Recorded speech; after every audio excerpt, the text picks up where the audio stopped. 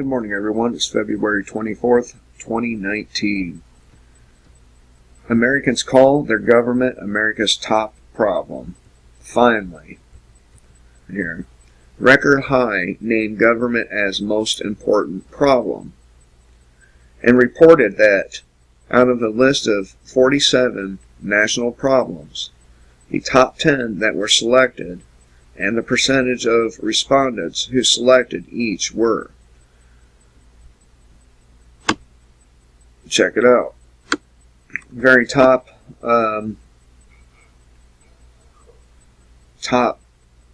title, or whatever you want to call it. The government or poor leadership, with 35% of respondents claiming that was the biggest problem America has. Next in line was immigration. And this did not come about when in 2005 it was about 5%. Because of Trump's presidency, it now boasts a 19% rate, I guess you could say, of people who are concerned about this. But if you look through this list, there's other things that probably should come before immigration. Nothing should come before the number one slot, because that is our biggest problem. Now, if you were to take care of this problem here, the government, all of the rest of the problems would kind of fix themselves. But down at the bottom, the very last thing people were concerned about, education. No wonder you guys are a bunch of dumb motherfuckers. Education should be like number 2, number 3, maybe. And then up from there was the lack of respect for each other. People are not concerned with this. The economy in general, with 3%. Federal budget deficit, federal debt, 3%. Ethics, moral, religious, family decline, 3%. Environmental or pollution, 3%. Poverty, hunger, and homelessness, 3%. So, or 4% rather. Unifying the country, 4%. Race relations, racism, 5%. So, at least people recognize the number one problem as being the government.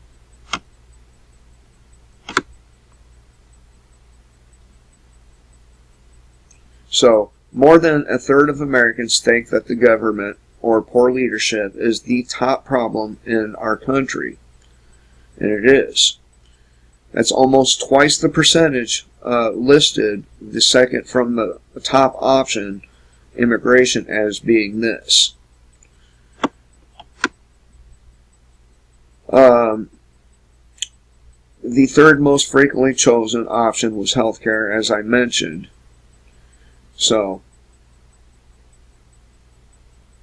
now, they have a little who's more popular fucking part here of the world leaders. World leaders, they're all equally as corrupt as each other. They're all pedophiles or have some kind of sick, disgusting secret that's more than likely being held over their heads. Let me see here. In turn, the third most frequently chosen option was healthcare, mentioned by a third as many respondents as listed immigration. And healthcare in the United States is the worst and by far the costliest in all of the developed nations. So it's a system that's extraordinarily rotten and corrupt, and thus obviously an enormous U.S. problem. And immigration wasn't high on these lists until Trump presidency, which raised it from virtually nowhere, such as 5% in 2005 to 19% today. So it's only high on the list now due to propaganda and not reality. Consequently, this government does not represent the American people is a fact which is beyond any reasonable doubt. How validly can one call such a country a democracy if democracy is being defined as government that represents the people? Here are other indications that the U.S. is in truth a dictatorship. The number one thing they have here is our prison population. America has the world's highest percentage of its people in prison, the highest percentage in prison of any nation on the planet. If this means that it's a police state, then the U.S. already is leading the world as being just that. Every other nation can reasonably look down upon America as having the highest percentage of its residents being in prison, and this American condition is entirely inconsistent with the country being a democracy. Of course, the U.S. also allows the death penalty, but that punishment is rarely imposed now because of the international embarrassment.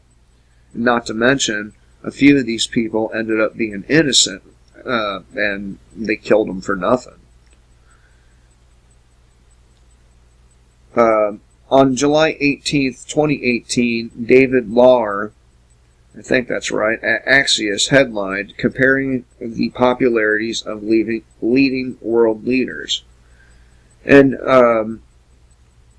Justin Trudeau, of all people, got a 55% approval rating. Donald Trump is at 40, and it doesn't matter because, again, they're all equally as corrupt. They all have seriously fucked up skeletons in their closets, and god damn it, I wish all these skeletons would be aired out for everyone to see.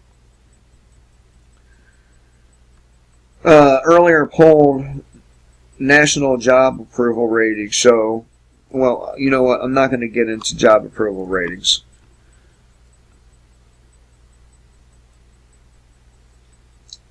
Down here, we see that the United States is the only country in the world that has been scientifically analyzed regarding its degree of dictatorship or else democracy. And the results were clear that it is a $1, one vote controlled country. It's not actually controlled in one person, one vote basis. It's a dictatorship. In other words, it is an aristocracy. The richest rule here. It's not a democracy of any type. And remember, the Founding Fathers did not want a democracy in the first place. They wanted a republic. What the fuck just happened?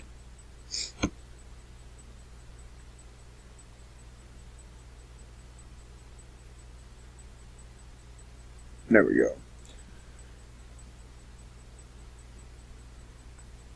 So we're meant to be a republic, which in my opinion is no better than a democracy, and a democracy is really not any better than a one-man dictatorship. It's just you, the 49%, being forced to comply with the 51%.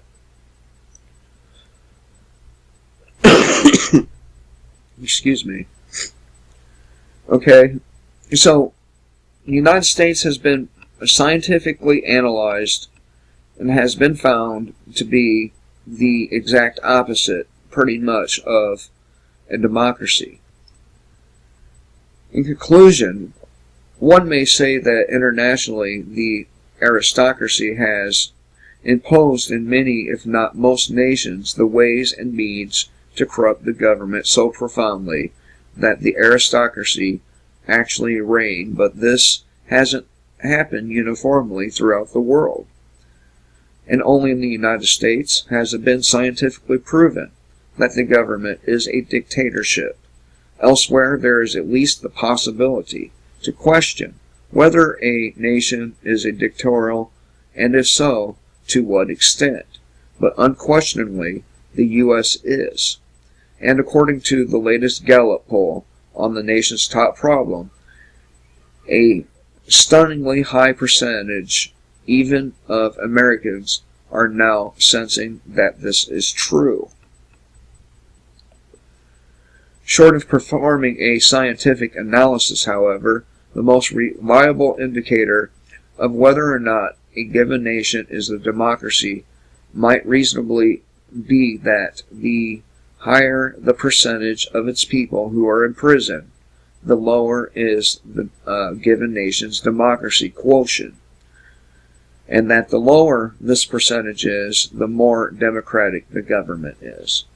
After all, either a military dictatorship or a police state is clearly not a democracy, no matter how much the given nation's constitution and other formalities say it is.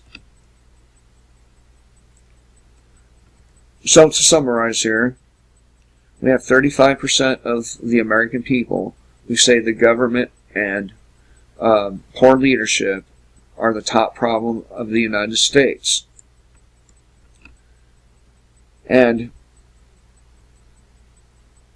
we have been scientifically proven as a country to be a dictatorship to the aristocracy.